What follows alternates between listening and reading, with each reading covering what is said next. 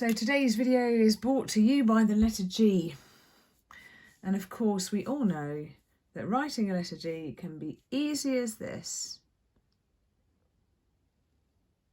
if you're not connecting it to anything else. However, today I'm just going to demonstrate to you a few different ways of writing one single letter, and hopefully it'll inspire you into thinking just how many ways you can adapt some of the letters you've already learned. So you'll know that you're probably going to be joining this G from something else, so it will normally look like this. But have you thought about the size of your loop before you connect it onto another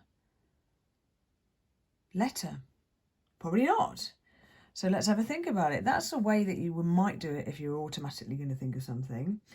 Let's think about actually not joining it to the next letter, but maybe underlining something coming up, or that you've already thought about you're going to write. So maybe the letter begins with G, and instead of using a capital G, you can use a small g, and you can say something like, good.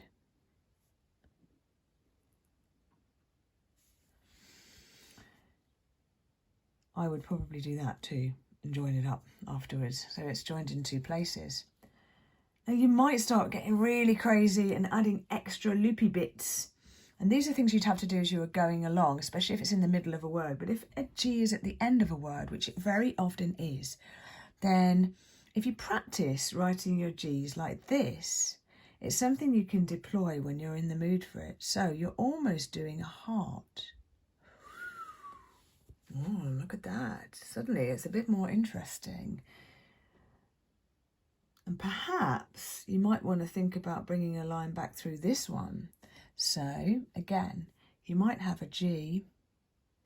Really think about making the loops much, much longer to give you more leeway into what you're going to do. And I'm going to bring that loop back there, and I'm going to bring it through there, and I'm just going to go crazy. And suddenly you're growing more ways of embellishing your beautiful writing. So it's kind of like a fancy approach. You can apply this to all the other letters which have loops underneath them. And we could say that this is a fancy way of doing things. So let's write fancy.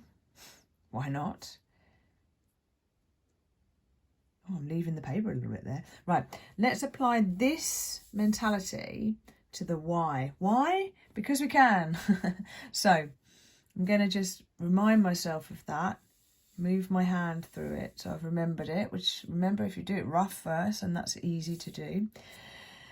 And I'm going to do that approach now. I'm going to go up, and if it helps you can just have short tea breaks as you're going along. So let's go down, and I'm going to aim to be passing this loop through like a piece of string. Ooh. And there really is no limit to how many loops you can put in something. Obviously, it's a little bit like good food. You can overdo it. You really, really can. And if you're wondering about these bits here, I do neaten these up afterwards. And sometimes I add a little bit of faux calligraphy to them, just to make them a bit more three-dimensional. So my suggestion for you is try it out. Especially if you've got letters in your name that lend themselves to this. It can be a really good thing. But it's a way of ending the sentence with a flourish, you know. And yeah, I'm sure some of you are thinking, well, I like modern calligraphy. I like things clean. But I don't really fancy that. It's a bit too fancy for me. But have a play with it. You might find that you really like it. So happy. And then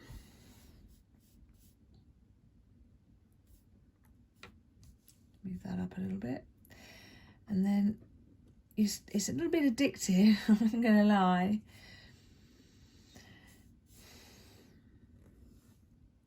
Whoop. A little bit addictive.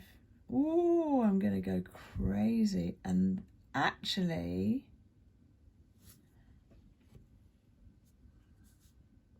it's come out quite good. I got a bit carried away there. And then if you remember the previous video, you can start adding loopy bits to other bits and even joining them on. And just refer back to my other video where I even grew leaves and plants on these kind of lines. So I hope this has given you a bit of inspiration about, gee, what do I do with this? Try adding a few little bits and just seeing where it takes you. See if it's something you want to add permanently. Remember, most people are in a rush when they write stuff down. They're used to texting, using their phones. When they're rushing, they haven't got time to do stuff like this. Why would they? So that's what sets you apart. That's what good business people are like. They're offering a service perhaps where they'll go that extra mile for you or make something look a lot better than somebody else offering the same service. Or they'll tidy up when they're done. And with you, the thing that's going to make people notice what you're doing is just those tiny finishing touches. And it's really not that much effort to add these. It's just you've got to think of doing them. That's the thing, okay? So next time you're going to do one of these, just consider taking it a bit further and a bit further. Ooh. And if you feel a bit intimidated by all the loops and swirls, just have a practice first. And look back on my other video where I talked about doing the loops in the first place, and just plan a few out in pencil and then see how you get on. Thanks very much for watching. I'll see you next time.